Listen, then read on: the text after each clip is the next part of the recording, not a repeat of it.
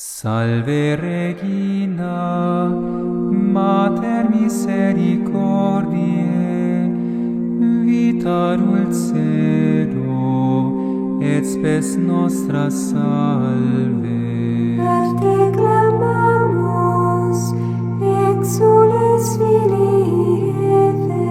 A te suspiramus, gementes et flentes, in hac lacrimarum valle. Ea ergo advocata nostra, illos tuos misericordes oculos, ad nos converte.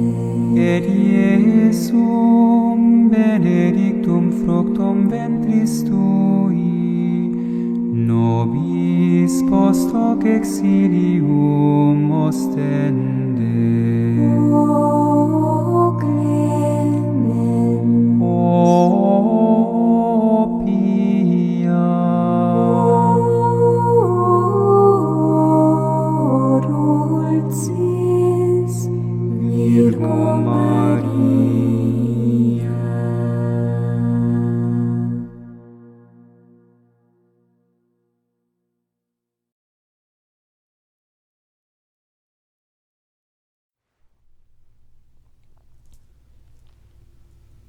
Tratado da verdadeira devoção à Santíssima Virgem, por São Luís Maria Grignon de Montfort, editora Vozes, canal Le Conde. Caros ouvintes, caso gostem do que aqui é lido, adquiram o livro. E caso gostem do meu trabalho e queiram ajudá-lo, é possível me auxiliar financeiramente para que eu possa me manter fazendo esse trabalho continuamente, bem como comprando livros que chegam até mim pela lista de desejos da Amazon.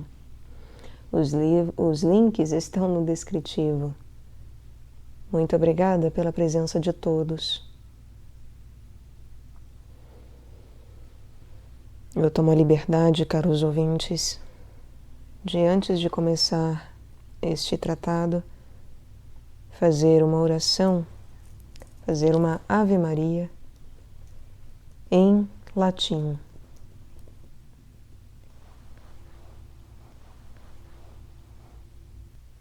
Ave Maria, gratia plena, Dominus tecum, benedicta tu in mulieribus, et benedictus fructus ventris tui, Iesus.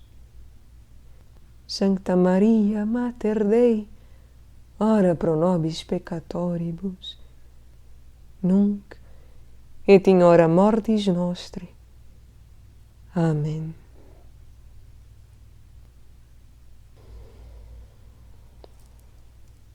Capítulo 1.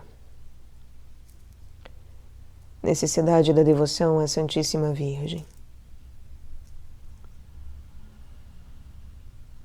Confesso com toda a Igreja que Maria é uma pura criatura saída das mãos do Altíssimo.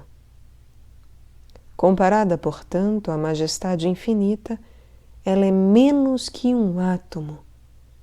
É antes um nada, pois que só Ele é aquele que é, e por conseguinte, este grande Senhor, sempre independente e bastando-se a si mesmo, não tem nem teve jamais necessidade da Santíssima Virgem para a realização de suas vontades e a manifestação de sua glória.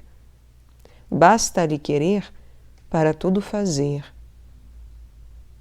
Digo, entretanto, que, supostas as coisas como são, já que Deus quis começar e acabar suas maiores obras por meio da Santíssima Virgem, depois que a formou, é de crer que não mudará de conduta nos séculos dos séculos, pois é Deus imutável em sua conduta e em seus sentimentos. Artigo 1º. Princípios. Primeiro princípio. Deus quis servir-se de Maria na encarnação. Deus Pai só deu ao mundo seu unigênito por Maria. Suspiraram os patriarcas e pedidos insistentes fizeram os profetas e os santos da lei antiga durante 4 milênios, mas só Maria o mereceu e alcançou graça diante de Deus pela força de suas orações e pela sublimidade de suas virtudes. Porque o mundo era indigno, diz Santo Agostinho, de receber o Filho de Deus diretamente das mãos do Pai, ele o deu a Maria, a fim de que o mundo o recebesse por meio dela. Em Maria e por Maria é que o Filho de Deus se fez homem para nossa salvação. Deus e Espírito Santo formou Jesus Cristo em Maria, mas só depois de lhe ter pedido consentimento por intermédio de um dos primeiros ministros da corte celestial. Deus Pai transmitiu a Maria sua fecundidade, na medida em que a podia receber uma simples criatura, para que ela pudesse produzir o seu filho e todos os membros de seu corpo místico. Deus Filho desceu ao seu seio virginal, qual novo Adão no paraíso terrestre, para aí ter suas complacências e operar em segredo maravilhas de graça. Deus, feito homem, encontrou sua liberdade em se ver aprisionado no seio da Virgem Maria, patenteou a sua força em se deixar levar por esta Virgem Santa, achou sua glória e a de seu Pai, escondendo seus esplendores a todas as criaturas deste mundo para revelá-las somente a Maria. Glorificou sua dependência e majestade, dependendo desta Virgem amável, em sua conceição, em seu nascimento, em sua apresentação no templo, em seus 30 anos de vida oculta até a morte, a que ela devia assistir, para fazerem ambos um mesmo sacrifício e para que ele fosse imolado ao Pai Eterno com o consentimento de sua mãe, como outrora Isaque, com o consentimento de Abraão, à vontade de Deus. Foi ela quem o amamentou, nutriu, sustentou, criou e sacrificou por nós. Oh, admirável e incompreensível dependência de um Deus de que nos foi dado conhecer o preço e a glória infinita. Pois o Espírito Santo não a pôde passar em silêncio no Evangelho, como incógnitas nos ficariam quase todas as coisas maravilhosas que fez a sabedoria encarnada durante sua vida oculta. Jesus Cristo deu mais glória a Deus submetendo-se a Maria durante 30 anos do que se tivesse convertido toda a terra pela realização dos mais estupendos milagres. Jesus Cristo deu mais glória a Deus submetendo-se a Maria durante 30 anos do que se tivesse convertido toda a terra pela realização dos mais estupendos milagres. Oh, quão altamente glorificamos a Deus quando, para lhe agradar, nos submetemos a Maria, a exemplo de Jesus Cristo, nosso único modelo. Se examinarmos atentamente o resto da vida de Jesus, veremos que foi por Maria que ele quis começar seus milagres. Pela palavra de Maria, ele santificou São João no seio de Santa Isabel. Assim que as palavras brotaram dos lábios de Maria, João ficou santificado, e foi este seu primeiro e maior milagre de graça.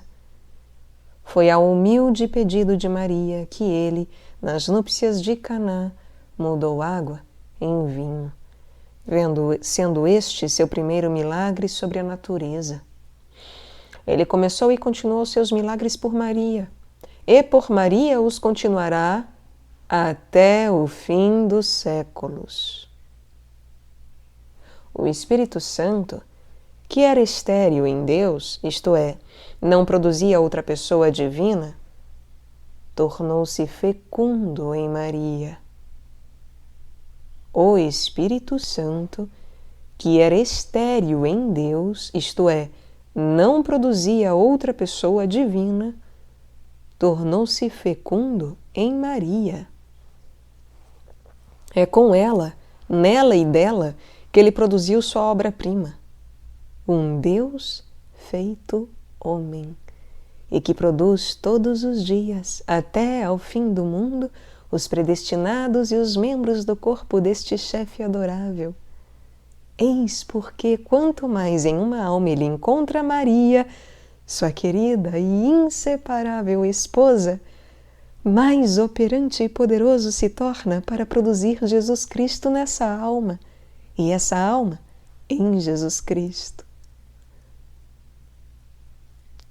Não se quer dizer com isto que a Santíssima Virgem dê a fecundidade ao Espírito Santo, como se ele não a tivesse.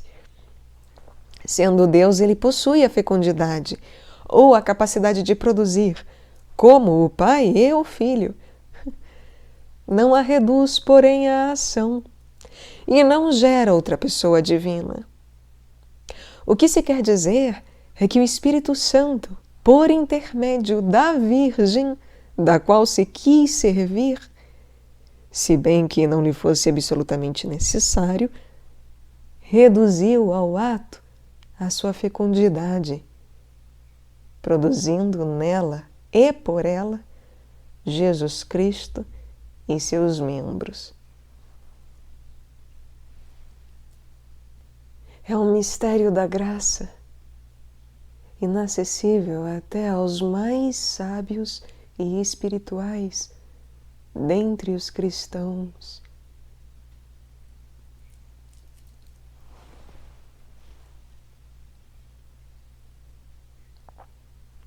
Segundo princípio, Deus quer servir-se de Maria na santificação das almas. Deus quer servir-se de Maria na santificação das almas.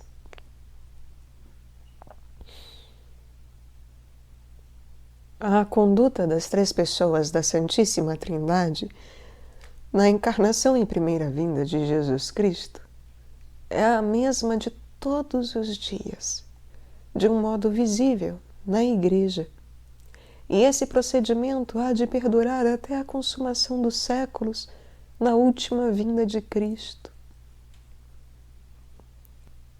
Deus Pai ajuntou todas as águas e denominou-as mar. Reuniu todas as suas graças e chamou-as Maria. Este grande Deus tem um tesouro, um depósito riquíssimo, onde encerrou tudo que há de belo, brilhante, raro e precioso, até seu próprio Filho. E este tesouro imenso é Maria, que os anjos chamam o tesouro do Senhor, de cuja plenitude os homens se enriquecem. Deus Filho comunicou à sua mãe tudo o que adquiriu por sua vida e morte, seus méritos infinitos e suas virtudes admiráveis. Fê-la tesoureira de tudo que seu pai lhe deu em herança. É por ela que ele aplica seus méritos aos membros do corpo místico, que comunica suas virtudes e distribui suas graças.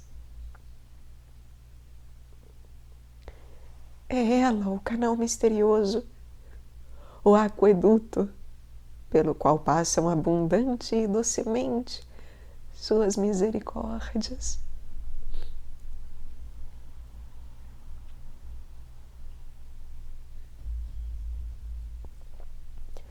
Deus Espírito Santo comunicou a Maria, sua fiel esposa, seus dons inefáveis, escolhendo-a para dispensadora de tudo que ele possui.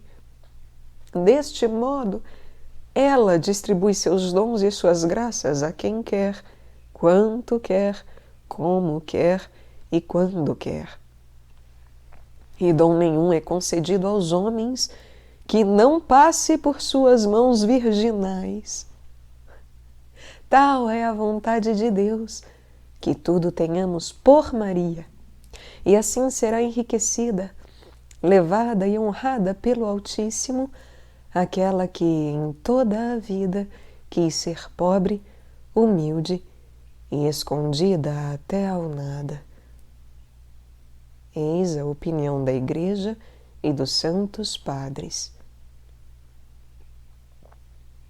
Se eu me dirigisse aos espíritos fortes desta época, tudo isso que digo simplesmente poderia prová-lo pela Santa Escritura, pelos santos padres, citando longas passagens em latim e aduzindo os mais fortes argumentos, que o padre Poiré deduz e desenvolve em sua tríplice coroa da Santíssima Virgem.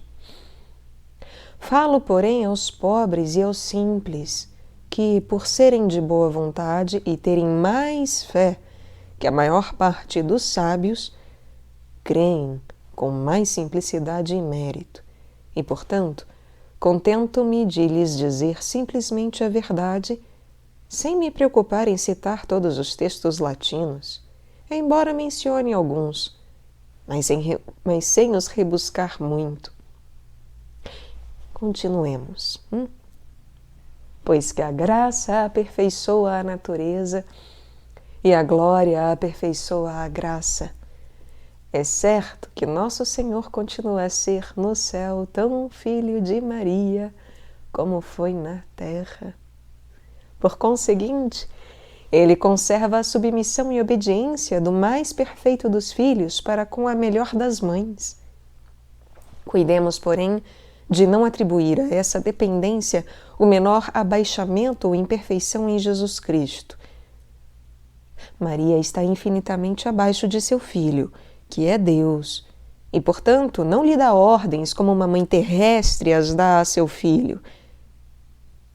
Maria, porque está toda transformada em Deus pela graça e pela glória que em Deus transforma todos os santos, não pede, nem quer, não faz a menor coisa contrário à eterna e imutável vontade de Deus.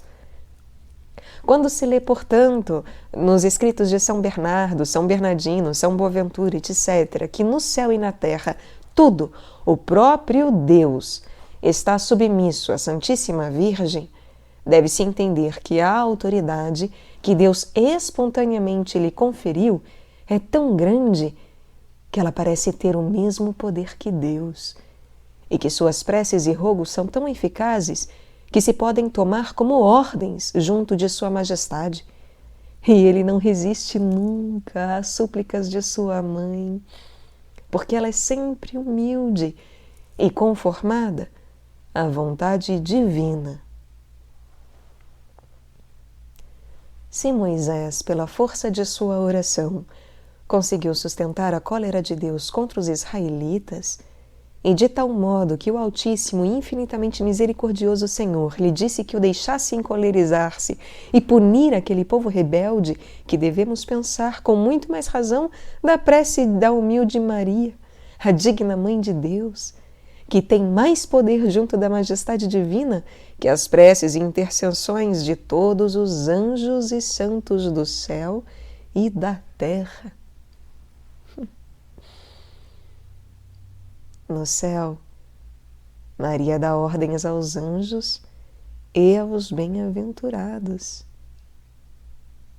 Para recompensar sua profunda humildade, Deus lhe deu o poder e a missão de povoar de santos os tronos vazios, que os anjos apóstatas abandonaram e perderam por orgulho.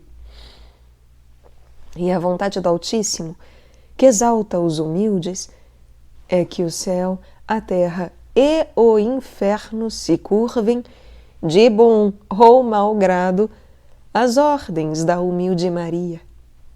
pois ele a fez soberana do céu e da terra, general de seus exércitos, tesoureira de suas riquezas, dispensadora de suas graças, artífice de suas grandes maravilhas, reparadora do gênero humano, mediadora para os homens, exterminadora dos inimigos de Deus e a fiel companheira de suas grandezas e de seus triunfos. Por meio de Maria, Deus Pai quer que aumente sempre o número de seus filhos até a consumação dos séculos, e diz-lhe estas palavras: habita em Jacó, em Jacob inabita. Isto é, faze tua morada e residência em meus filhos e predestinados, figurados por Jacó, e não nos filhos do demônio, nos réprobos, que Esaú figura. Assim como na geração natural e corporal há um pai e uma mãe, há na geração sobrenatural um pai, que é Deus, e uma mãe, Maria Santíssima. Todos os verdadeiros filhos de Deus e os predestinados têm Deus por pai e Maria por mãe. E quem não tem Maria por mãe, não tem Deus por pai.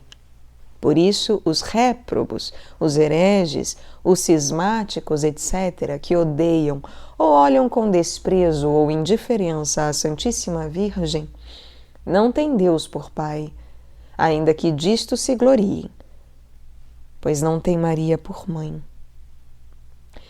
Se eles a tivessem por mãe, haviam de amá-la e honrá-la, como um bom e verdadeiro filho ama e honra naturalmente sua mãe que lhe deu a vida.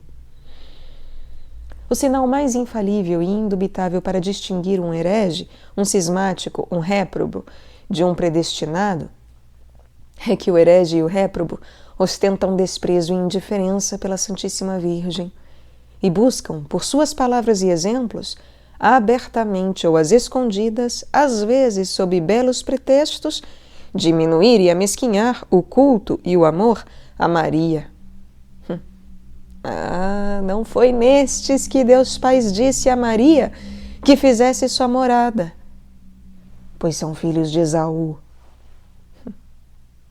O desejo de Deus Filho é formar-se e, por assim dizer, encarnar-se todos os dias por meio de sua mãe em seus membros.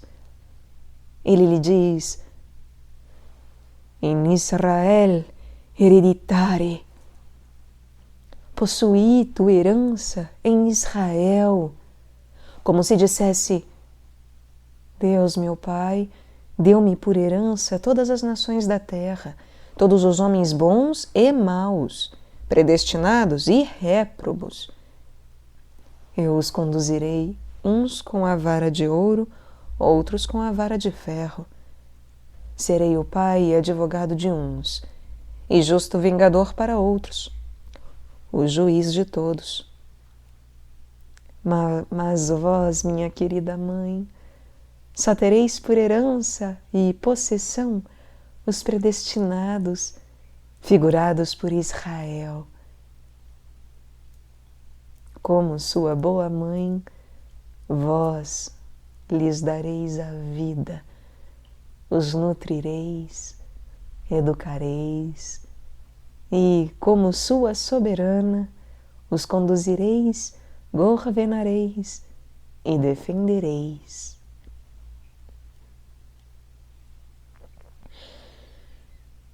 Um grande número de homens nasceu nela, diz o Espírito Santo. Homo et homo natus est in ea. Conforme a explicação de alguns santos padres, o primeiro homem nascido em Maria é o homem-Deus, Jesus Cristo. O segundo é um homem puro, filho de Deus e de Maria, por adoção. Se Jesus Cristo, o chefe dos homens, nasceu nela, Os predestinados, que são os membros deste chefe, também devem nascer nela, por uma consequência necessária. Não há mãe que dê à luz a cabeça sem os membros, ou os membros sem a cabeça. Seria uma monstruosidade da natureza. Do mesmo modo, na ordem da graça, a cabeça e os membros nascem da mesma mãe. E se um membro do corpo místico de Jesus Cristo, isto é, um predestinado, nascesse de outra mãe que Maria, que produziu a cabeça, não seria um predestinado, nem membro de Jesus Cristo, e sim um monstro na ordem da graça. Além disso, pois que Jesus é agora mais do que nunca o fruto de Maria, como lhe repetem 1000 e 1000 vezes diariamente o céu e a terra, e bendito é o fruto do vosso ventre, é certo que Jesus Cristo, para cada homem em particular que o possui, é tão verdadeiramente o fruto e a obra de Maria, como para todo o mundo em geral. Deste modo, se qualquer fiel tem Jesus Cristo formado em seu coração, pode atrever-se a dizer: 1000 graças a Maria! Este Jesus que eu possuo é com efeito seu fruto, e sem ela eu jamais o teria.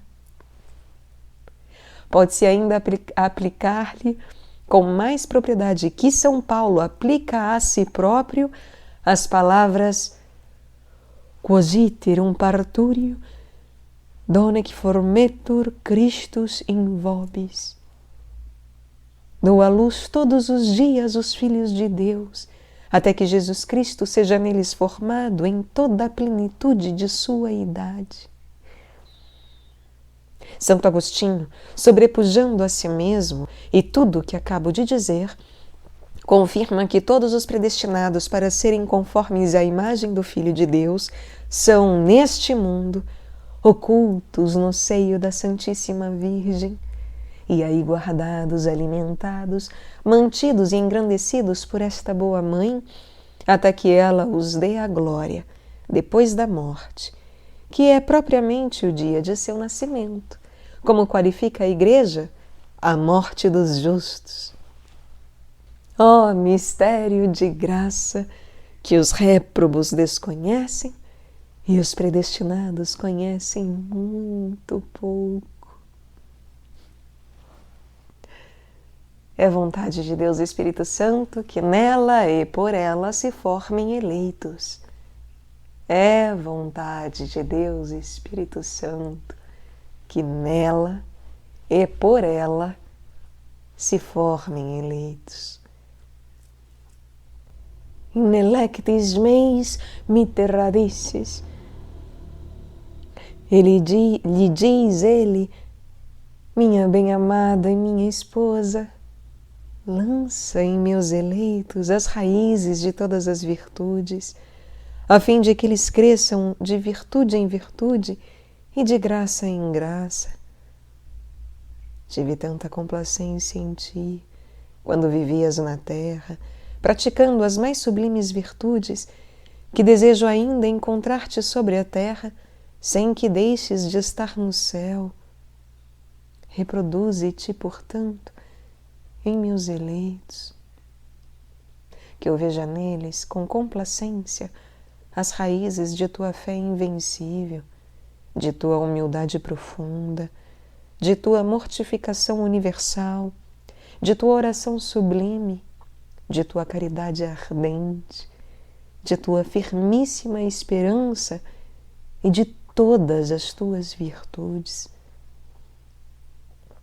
Eis sempre a minha esposa tão fiel, tão pura e tão fecunda como nunca.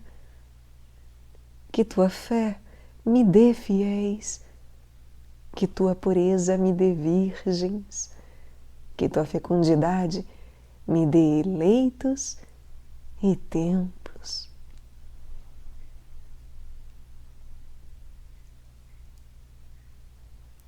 quando Maria lança suas raízes em uma alma, maravilhas de graça se produzem, que só ela as pode produzir, pois é a única virgem fecunda que não teve jamais, nem terá semelhante em pureza e fecundidade. Maria produziu, com o Espírito Santo, a maior maravilha que existiu e existirá, um Deus homem. Maria produziu, com o Espírito Santo, a maior maravilha que existiu e existirá, um Deus homem. E ela produzirá, por conseguinte, as coisas mais admiráveis que hão de existir nos últimos tempos.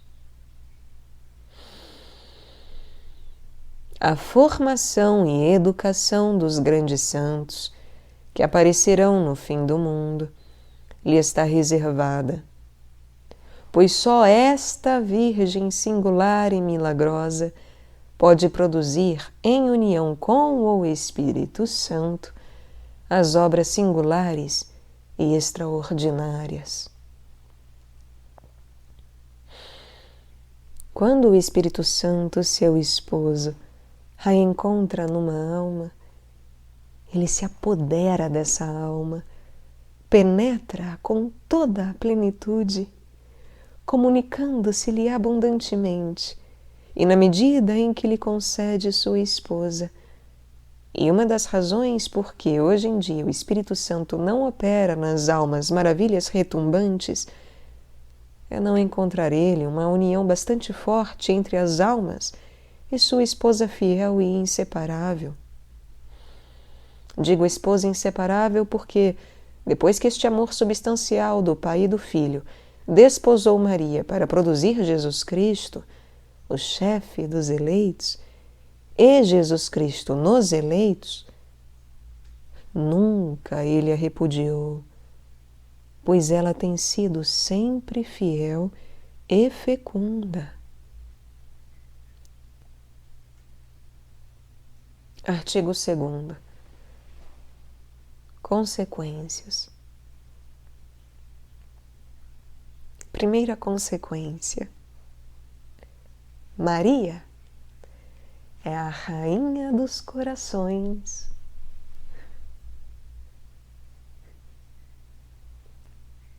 Maria é a rainha dos corações. Do que ficou dito, deve-se concluir evidentemente que, primeiro, Maria recebeu de Deus um grande domínio sobre as almas dos eleitos, pois ela não pode estabelecer neles sua residência como Deus Pai lhe ordenou. Não pode formá-los, nutri-los, fazê-los nascer para a vida eterna como sua mãe, possuí-los como sua herança e partilha, formá-los em Jesus Cristo e Jesus Cristo neles. Não pode implantar em seus corações as raízes de suas virtudes e ser a companheira inseparável do Espírito Santo em todos os seus trabalhos de graça.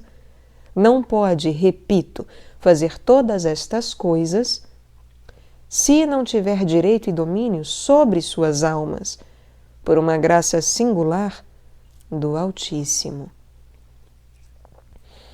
E esta graça, que lhe deu autoridade sobre o Filho único e natural de Deus, lhe foi concedida também sobre seus filhos adotivos, não só quanto ao corpo, o que seria pouco, mas também quanto à alma.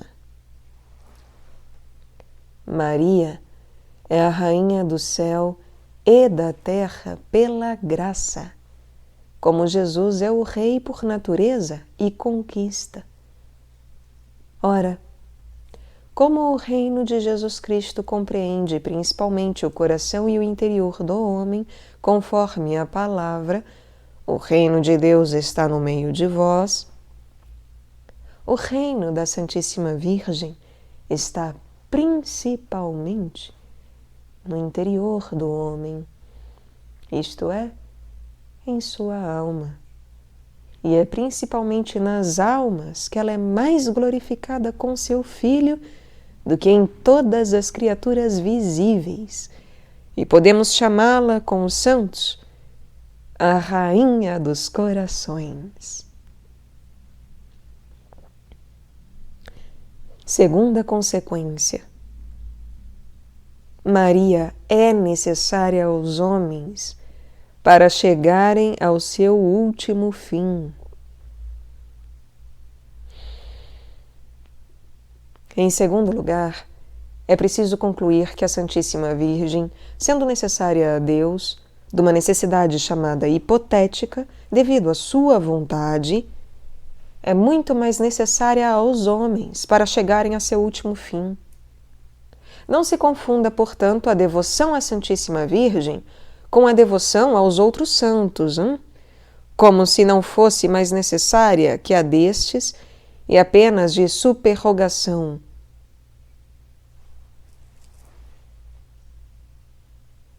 Primeiro, a devoção à Santa Virgem é necessária a todos os homens para conseguirem a salvação. O douto e piedoso Soares, da Companhia de Jesus, o sábio e devoto Justo Lípcio, doutor da Universidade de Lovaina, e muitos outros, provaram incontestavelmente, apoiados na opinião dos santos padres, entre outros, Santo Agostinho, Santo Éfrem, Diácono de Edessa, São Cirilo de Jerusalém, São Germano de Constantinopla, São João de Damasco, Santo Anselmo, São Bernardo, São Bernardino, Santo Tomás e São Boaventura, que a devoção à Santíssima Virgem é necessária à salvação e que é um sinal infalível de condenação. Opinião do próprio Ecolampádio e vários outros hereges, não ter estima e amor à Santíssima Virgem. Ao contrário, é indício certo de predestinação ser-lhe inteira e verdadeiramente devotado. As figuras e palavras do Antigo e do Novo Testamento o provam. A opinião e os exemplos dos santos o confirmam. A razão e a experiência o ensinam e demonstram. O próprio demônio e seus asseclas, premidos pela força da verdade, viram-se muitas vezes constrangido a confessá-lo a seu pesar. De todas as passagens dos santos padres e doutores que compilei para provar esta verdade, cito apenas uma para não me alongar. Tibi devotum esse, esti arma quedam salutis, que Deus istirati cos vulti salvos fieri. São João Damasceno. Ser vosso devoto, ó Virgem Santíssima, é uma arma de salvação que Deus dá àqueles que quer salvar. Eu poderia repetir aqui várias histórias que provam o que afirmo. Entre outras, primeiro aquela que vem narrada nas crônicas de São Francisco, em que se conta que o santo viu em êxtase uma escada enorme, em cujo topo, apoiado no céu, avultava a Santíssima Virgem. E o santo compreendeu que aquela escada ele devia subir para chegar ao céu. Segundo a outra, narrada nas crônicas de São Domingos, quando o santo pregava o rosário nas proximidades de Carcassona, 15.000 demônios, que possuíam a alma de um infeliz herege, foram obrigados, por ordem da Santíssima Virgem, a confessar muitas verdades grandes e consoladoras, referentes à devoção a Maria. E eles, para a própria confusão, o fizeram com tanto ardor e clareza que não se pôde ler essa autêntica narração e o panegírico que o demônio, embora contra gosto, fez da devoção mariana, sem derramar lágrimas de alegria, ainda que pouco devoto se seja da Santíssima Virgem. Segundo, a devoção à Santíssima Virgem é mais necessária ainda àqueles chamados a uma perfeição particular. Se a devoção à Virgem Maria é necessária a todos os homens para conseguirem simplesmente a salvação, é ainda mais necessária para aqueles que são chamados a uma perfeição particular. Nem creio que uma pessoa possa adquirir uma união íntima com Nosso Senhor e uma perfeita fidelidade ao Espírito Santo sem uma grande união com a Santíssima Virgem e uma grande dependência de seu socorro. Só Maria achou graça diante de Deus sem auxílio de qualquer outra criatura. E todos, depois dela, que acharam graça diante de Deus, acharam-na por intermédio dela, e é só por ela que acharão graça os que ainda virão. Maria era cheia de graça quando o arcanjo Gabriel a saudou, e a graça superabundou quando o Espírito Santo a cobriu com sua sombra inefável. E de tal modo ela aumentou essa dupla plenitude de dia a dia, de momento a momento, que chegou a um ponto imenso e inconcebível de graça, de sorte que o Altíssimo a fez tesoureira de todos os seus bens, dispensadora de todas suas graças, para enobrecer, elevar e enriquecer as que ela quiser, para fazer entrar quem ela quiser no caminho estreito do céu, para deixar passar, apesar de tudo, quem ela quiser pela porta estreita da vida eterna, e para dar o trono, o cetro e a coroa de rei a quem ela quiser. Jesus é em toda parte e sempre o fruto e o filho de Maria. E Maria é em toda parte a verdadeira árvore que dá o fruto da vida, e a verdadeira mãe que o produz. Jesus é em toda parte e sempre o fruto e o filho de Maria, e Maria é em toda parte a verdadeira árvore que dá o fruto da vida e a verdadeira mãe que o produz. A Maria somente Deus confiou as chaves dos celeiros do divino amor. A Maria somente. E o poder de entrar nas vias mais sublimes e mais secretas da perfeição, e de, nesses caminhos, fazer entrar os outros.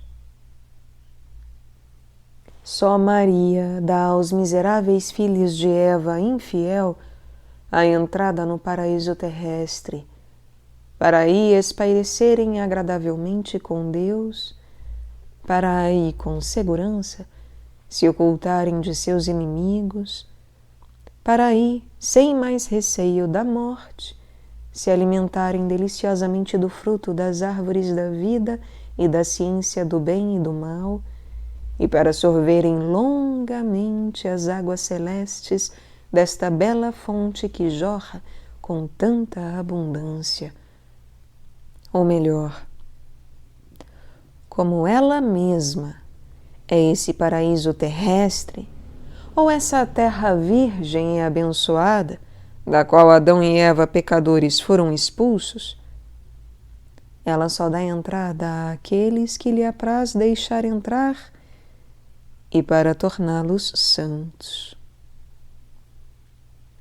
Todos os ricos do povo, para me servir da expressão do Espírito Santo, suplicarão, conforme a explicação de São Bernardo, vossa face em todos os séculos, e particularmente no fim do mundo. Isto é, os mais santos, as almas mais ricas em graça e em virtudes, serão as mais assíduas em rogar à Santíssima Virgem que lhes esteja sempre presente como seu perfeito modelo a imitar e que a socorra com seu auxílio poderoso. Disse que isto aconteceria particularmente no fim do mundo e em breve, porque o Altíssimo e sua Santa Mãe devem suscitar grandes santos, de uma santidade tal que sobrepujarão a maior parte dos santos, como os cedros do Líbano se avantajam às pequenas árvores em redor, segundo revelação feita a uma santa alma. Estas grandes almas, cheias de graça e de zelo, serão escolhidas em contraposição aos inimigos de Deus a borbulhar em todos os cantos, e elas serão especialmente devotas da Santíssima Virgem, esclarecidas por sua luz, alimentadas de seu leite, conduzidas por seu espírito, sustentadas por seu braço e guardadas sob sua proteção, de tal modo que combaterão com uma das mãos e edificarão com a outra. Com a direita combaterão, derrubarão, esmagarão os hereges com suas heregias, os cismáticos com seus cismas, os idólatras com suas idolatrias e os ímpios com suas impiedades. E com a esquerda edificará o templo do verdadeiro Salomão e a cidade mística de Deus, isto é, a Santíssima Virgem que os santos padres chamam o Templo de Salomão e a cidade de Deus. Por suas palavras e por seu exemplo, arrastarão todo o mundo à verdadeira devoção, e isto lhes há de atrair inimigos sem conta, mas também vitórias inumeráveis e glória para o único Deus. É o que Deus revelou a São Vicente Ferrer, grande apóstolo de seu século, e que se encontra assinalado em uma de suas obras. O mesmo parece ter predito o Salmo 58, em que se lê: E saberão que Deus reinará sobre Jacó e até os confins da terra. Voltarão à tarde e padecerão fome como cães, e rodearão a cidade em busca do que comer. Esta cidade que os homens encontrarão no fim do mundo para se converterem e saciarem a sua fome de justiça é a Santíssima Virgem, que o Espírito Santo denomina Cidade de Deus.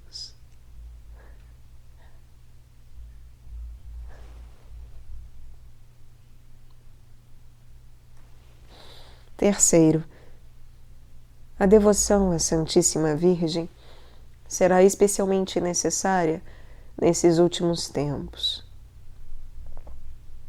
Papel especial de Maria nos últimos tempos. Por meio de Maria começou a salvação do mundo, e é por Maria que deve ser consumada. Na primeira vinda de Jesus Cristo, Maria quase não apareceu, para que os homens, ainda insuficientemente instruídos e esclarecidos sobre a pessoa de seu filho, não se lhe apagassem demais e grosseiramente, afastando-se assim da verdade. E isto teria aparentemente acontecido devido aos encantos admiráveis com que o próprio Deus lhe havia ornado a aparência exterior. E isso teria aparentemente acontecido devido aos encantos admiráveis com que o próprio Deus lhe havia ornado a aparência exterior. São Dionísio, o Areopagita, o confirma numa página que nos deixou e em que diz que, quando a viu, tê-la ia tomado por uma divindade, tal o encanto que emanava de sua pessoa de beleza incomparável, se a fé em que estava bem confirmado não lhe ensinasse o contrário. Mas na segunda vinda de Jesus Cristo, Maria deverá ser conhecida e revelada pelo Espírito Santo, a fim de que por ela seja Jesus Cristo conhecido, amado e servido. Pois já não subsistem as razões que levaram o Espírito Santo a ocultar sua esposa durante a vida e a revelá-la só pouco depois da pregação do Evangelho. Deus quer, portanto, nesses últimos tempos, revelar-nos e manifestar Maria, a obra-prima de suas mãos. Primeiro, porque ela se ocultou neste mundo e, por sua humildade profunda, colocou-se abaixo do pó, obtendo de Deus, dos apóstolos e evangelistas, não ser quase mencionada. Segundo, porque, sendo a obra-prima das mãos de Deus, tanto aqui embaixo pela graça, como no céu pela glória, Ele quer que, por ela, os viventes o louvem e glorifiquem sobre a terra. Terceiro, visto ser ela a aurora que precede e anuncia o sol da justiça, Jesus Cristo, deve ser conhecida e notada para que Jesus Cristo o seja. Quarto, pois que é a via pela qual Jesus Cristo nos veio a primeira vez, ela o será ainda na segunda vinda, embora de modo diferente. Quinto, pois que é o meio seguro e o caminho reto e imaculado para se ir a Jesus Cristo e encontrá-lo plenamente, é por ela que as almas, chamadas a brilhar em santidade, devem encontrá-lo. Quem encontrar Maria, encontrará a vida, isto é, Jesus Cristo, que é o caminho, a verdade e a vida. Mas não pode encontrar Maria quem não a procura. Não pode buscá-la quem não a conhece. E ninguém procura nem deseja o que não conhece. É preciso, portanto, que Maria seja mais do que nunca conhecida para maior conhecimento e maior glória da Santíssima Trindade. Sexto, nesses últimos tempos, Maria deve brilhar como jamais brilhou em misericórdia, em força e graça. Em misericórdia para reconduzir e receber amorosamente os pobres pecadores e desviados que se converterão e voltarão ao seio da Igreja Católica. Em força contra os inimigos de Deus, os idólatras, cismáticos, maomitanos, judeus e ímpios empedernidos, que se revoltarão terrivelmente para seduzir e fazer cair, com promessas e ameaças, todos os que lhes forem contrários. E deve, por fim, resplandecer em graça, para animar e sustentar os valentes soldados e fiéis de Jesus Cristo, que pugnarão por seus interesses. Sétimo, Maria deve ser, enfim, terrível para o demônio e seus sequazes, como um exército em linha de batalha, principalmente nesses últimos tempos, pois o demônio, sabendo bem que pouco tempo lhe resta para perder as almas, redobra cada dia seus esforços e ataques.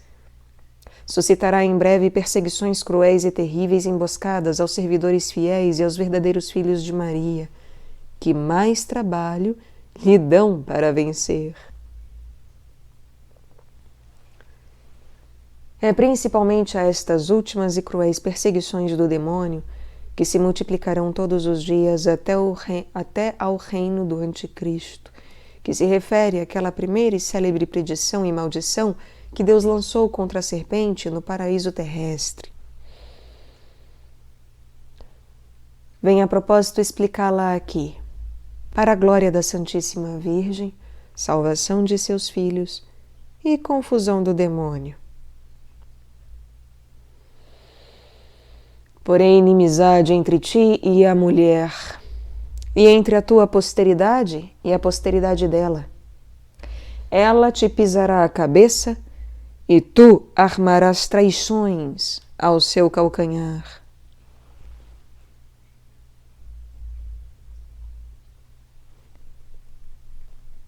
Uma única inimizade Deus promoveu e estabeleceu. Inimizade irreconciliável, que não só há de durar, mas aumentar até ao fim. A inimizade entre Maria, sua digna mãe, e o demônio. Entre os filhos e servos da Santíssima Virgem e os filhos e sequazes de Lúcifer, de modo que Maria é a mais terrível inimiga que Deus armou contra o demônio. Ele lhe deu até desde o paraíso tanto ódio a esse amaldiçoado inimigo de Deus, tanta clarividência para descobrir a malícia dessa velha serpente, tanta força para vencer, esmagar e aniquilar esse ímpio orgulhoso, que o temor que Maria inspira ao demônio é maior que o que lhe inspiram todos os anjos e homens e, em certo sentido, o próprio Deus.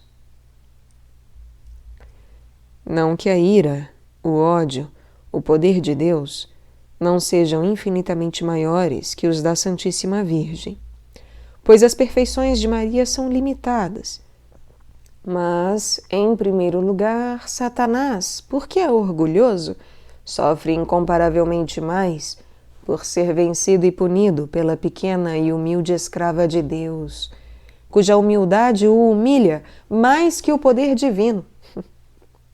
Segundo, porque Deus concedeu a Maria tão grande poder sobre os demônios, que, como muitas vezes se viram obrigados a confessar pela boca dos possessos, infunde-lhes mais temor um só de seus suspiros por uma alma que as orações de todos os santos, e uma só de suas ameaças que todos os outros tormentos.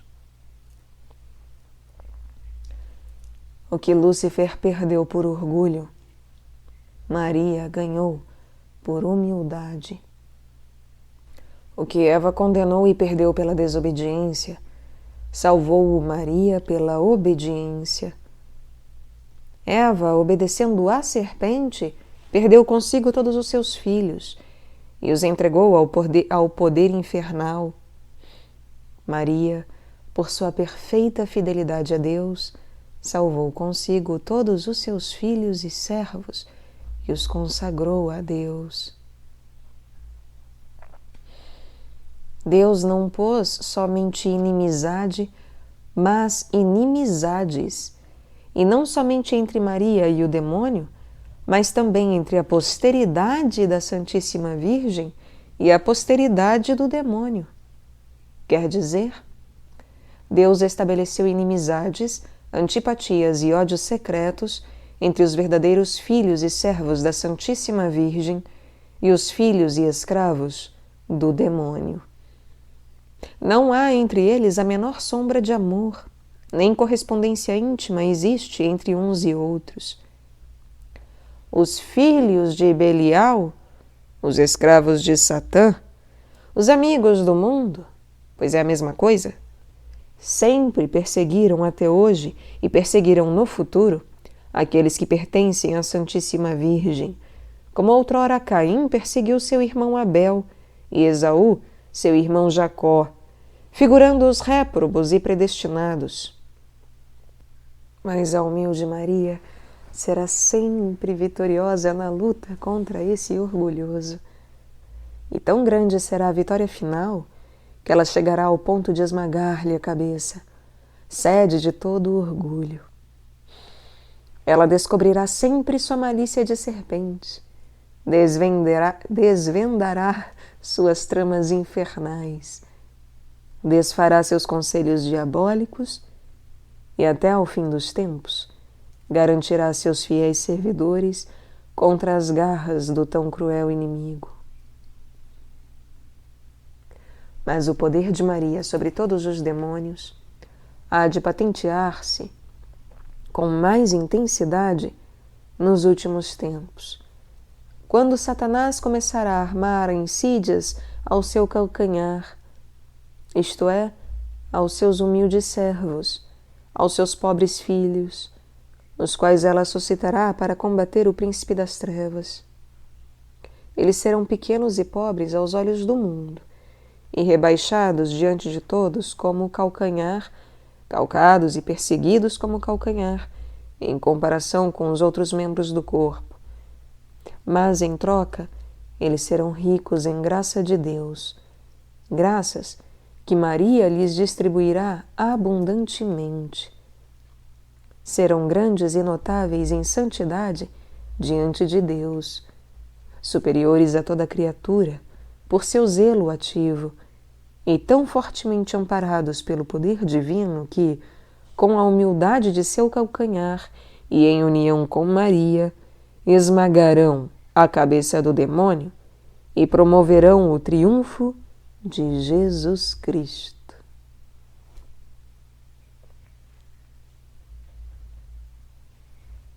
Os apóstolos dos últimos tempos.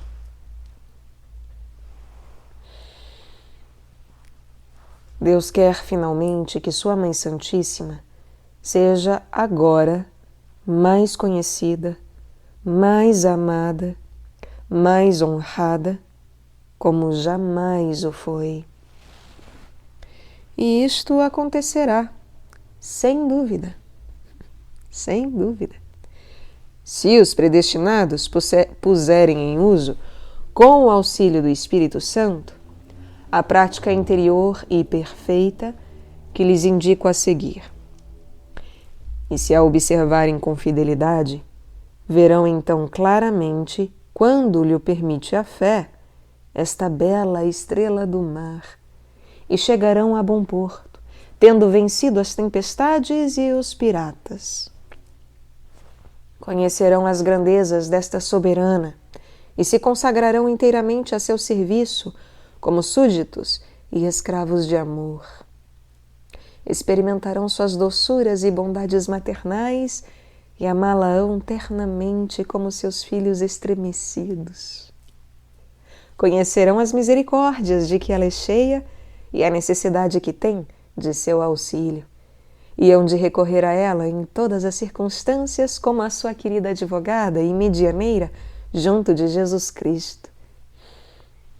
Reconhecerão que ela é o meio mais seguro, mais fácil, mais rápido e mais perfeito de chegar a Jesus Cristo. E se lhe entregarão de corpo e alma, sem restrições, para assim também pertencerem a Jesus Cristo. Mas quem serão esses servidores? Esses escravos e filhos de Maria? Serão ministros do Senhor, ardendo em chamas abrasadoras, que lançarão por toda parte o fogo do divino amor. Serão sicut sagit in manu potentes, flechas agudas nas mãos de Maria Todo-Poderosa, pronta a traspassar seus inimigos.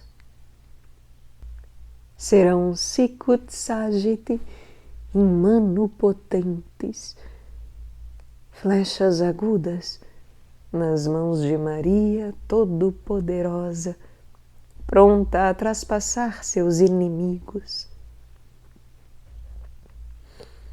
Serão filhos de Levi, bem purificados no fogo das grandes tribulações e bem colados a Deus, que levarão o ouro do amor no coração, o incenso da oração no espírito e a mirra da mortificação no corpo, e que serão em toda parte, para os pobres e os pequenos, o bom odor de Jesus Cristo, e para os grandes, os ricos e os orgulhosos do mundo, o odor repugnante de morte.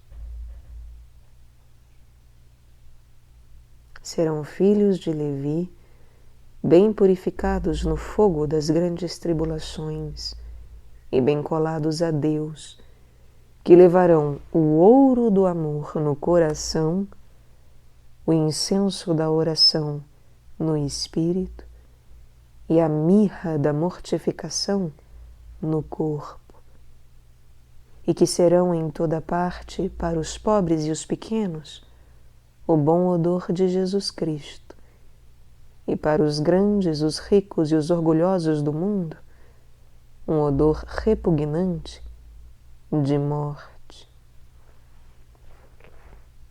Serão nuvens trovejantes esvoaçando pelo ar ao menor sopro do Espírito Santo que, sem apegar-se a coisa alguma, nem se admirar de nada, nem se preocupar, derramarão a chuva da palavra de Deus e da vida eterna. Trovejarão contra o pecado e lançarão brados contra o mundo. Fustigarão o demônio e seus asseclas, e para a vida ou para a morte, traspassarão lado a lado com a espada de 2 gumes da palavra de Deus todos aqueles a quem forem enviados da parte do Altíssimo. Serão verdadeiros apóstolos dos últimos tempos, e o Senhor das virtudes lhes dará a palavra e a força para fazer maravilhas e alcançar vitórias gloriosas sobre seus inimigos. Dormirão sem ouro nem prata, e o que é melhor, sem preocupações, no meio dos outros padres, eclesiásticos e clérigos, intermédios cleros, e, no entanto, possuirão as asas prateadas da pomba para voar com a pura intenção da glória de Deus e da salvação das almas, aonde os chamar o Espírito Santo, deixando após si, nos lugares em que pregarem, o ouro da caridade, que é o cumprimento da lei. Sabemos, enfim, que serão verdadeiros discípulos de Jesus Cristo, andando nas pegadas de sua pobreza e humildade, do desprezo do mundo e caridade, ensinando o caminho estreito de Deus na pura verdade, conforme o Santo Evangelho, e não pelas máximas do mundo, sem se preocupar nem fazer acepção de pessoa alguma, sem poupar, escutar ou temer nenhum mortal, por poderoso que seja. Terão na boca a espada de 2 gumes da palavra de Deus. Em seus ombros ostentarão o estandarte ensanguentado da cruz. Na direita, o crucifixo, na esquerda, o rosário. No coração, os nomes sagrados de Jesus e de Maria. E em toda a sua conduta, a modéstia e a mortificação de Jesus Cristo.